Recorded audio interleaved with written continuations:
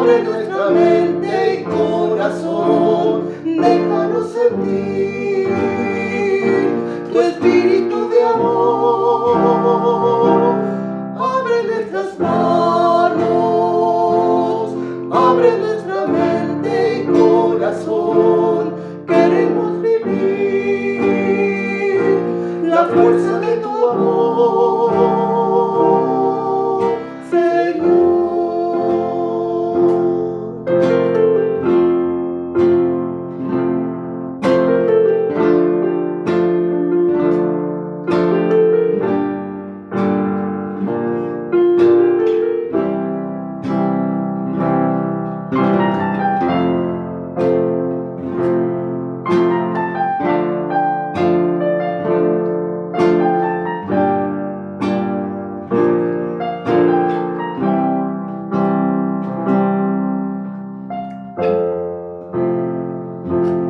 Muchos viven, oh Dios, en soledad, angustia, sin familia alrededor. Por eso aquí estamos, queremos hoy servirte, ilumínanos, Señor. Que se abran nuestras manos, que se abra nuestra mente y corazón. Queremos servir a quienes están en dolor. Que se abran nuestras manos, que se abra nuestra mente y corazón. Queremos servir a quienes sufren hoy, Señor.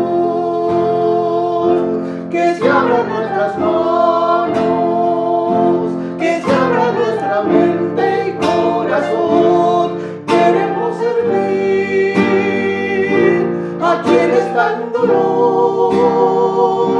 Que se abran nuestras manos, que se abra nuestra mente y corazón. Queremos servir a quienes sufren hoy, Señor, Señor.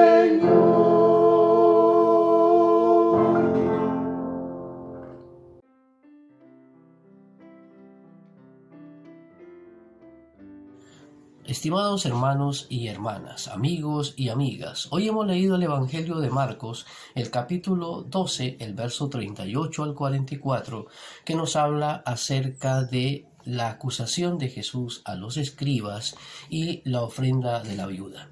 Dos acontecimientos en dos escenarios distintos que aparentemente no están relacionados entre sí, pero que indiscutiblemente sí hay unos elementos que los unen y que es importante tenerlos en cuenta. En el primero de ellos, Jesús hace una acusación a los escribas. Los escribas, en los textos anteriores del Evangelio que hemos leído, han tenido una permanente crítica a Jesús y se han acercado para cuestionarle y se han acercado también para tratar de buscar elementos que les permita llevarle y hacerle una acusación. Así que están pendientes de ver de qué manera Jesús puede caer, entre comillas, en la trampa y de esa manera poder acusarle a los dirigentes políticos religiosos de Jerusalén. En esta ocasión entonces Jesús se dirige a sus discípulos y les dice: guardaos de los escribas. La palabra guardaos significa hay que tener cuidado, hay que estar pendientes, hay que abrir los ojos, no hay que cerrar los ojos, hay que abrir los ojos, hay que abrir los oídos y estar atento. ¿Y por qué les dice eso? Jesús se refiere sobre todo a las doctrinas de los escribas. Y uno podría preguntarse, bueno, ¿cuáles son las doctrinas de los escribas? Generalmente cuando uno escucha hablar de las doctrinas, piensa uno en ciertas afirmaciones que se consideran verdaderas, que se consideran válidas, que es importante mantener. Dentro de la iglesia se suele hablar de la sana doctrina o de la ortodoxia.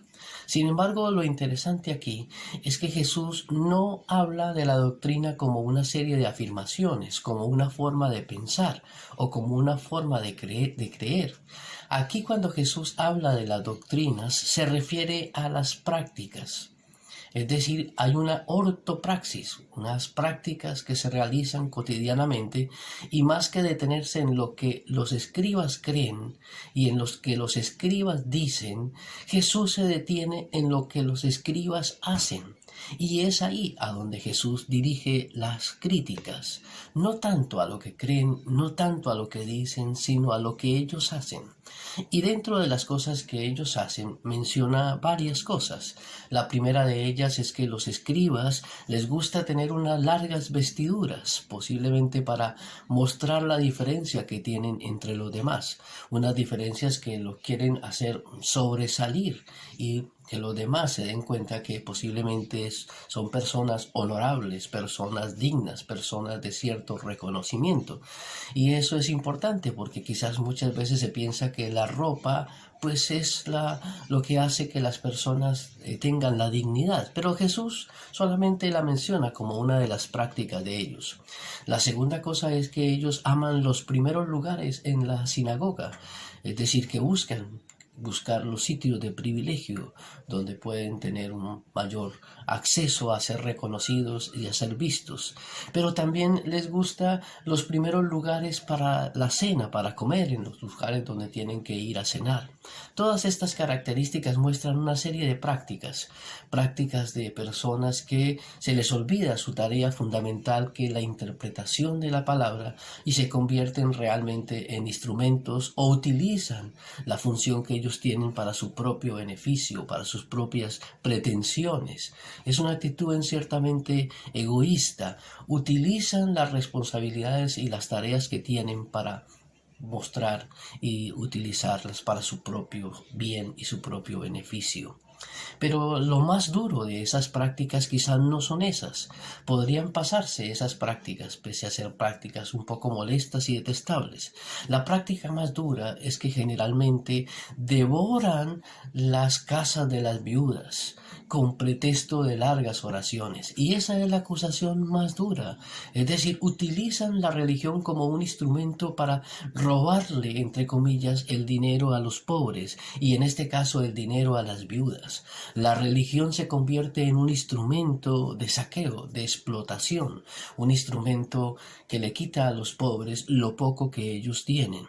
Y por eso entonces es importante que los discípulos se guarden de ese tipo de prácticas detestables, perversas, corruptas y diríamos en cierta manera prácticas demoníacas que se instalan dentro del ámbito religioso y que indiscutiblemente hay que ver cómo se supera esos tipos de prácticas, cómo se critican ese tipo de prácticas, cómo se reacciona a ese tipo de prácticas. La segunda característica, el segundo acontecimiento tiene que ver precisamente con una viuda que es una representante de las víctimas, de los huérfanos, de los extranjeros, de aquellos que han quedado desprotegidos y que los profetas permanentemente han señalado. Pero lo que Jesús muestra es cómo muchas personas llegan y depositan grandes cantidades de dinero, pero la viuda solamente deposita lo que es para su sustento, lo poco que ella tiene. Y eso me parece muy importante. La viuda tiene la capacidad de desprenderse.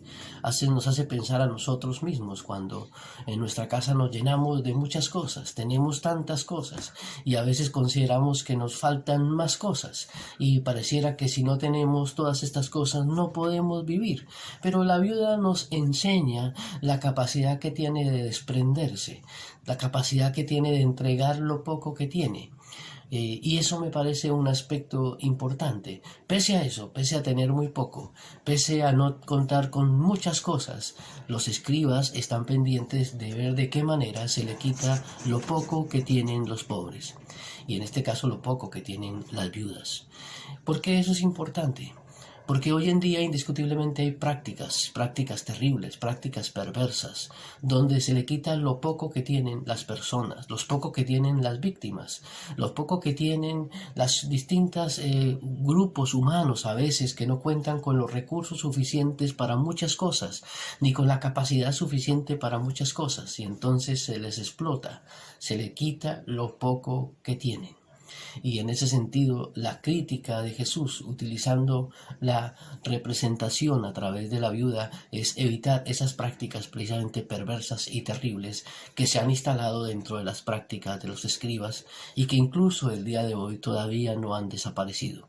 Hermanos y hermanas, que el Señor nos ayude, nos dé la capacidad muchas veces de desprendernos de tantas cosas que a veces consideramos que son necesarias, pero quizás no lo son.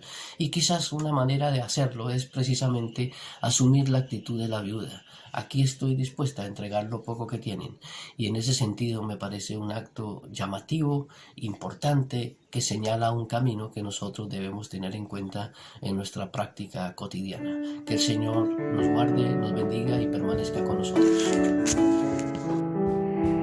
La misma noche que el Señor Jesús fue traicionado, tomó en sus manos pan y después de dar gracias a Dios, lo partió y dijo: esto es mi cuerpo que muere en favor de ustedes. Hagan esto en memoria de mí.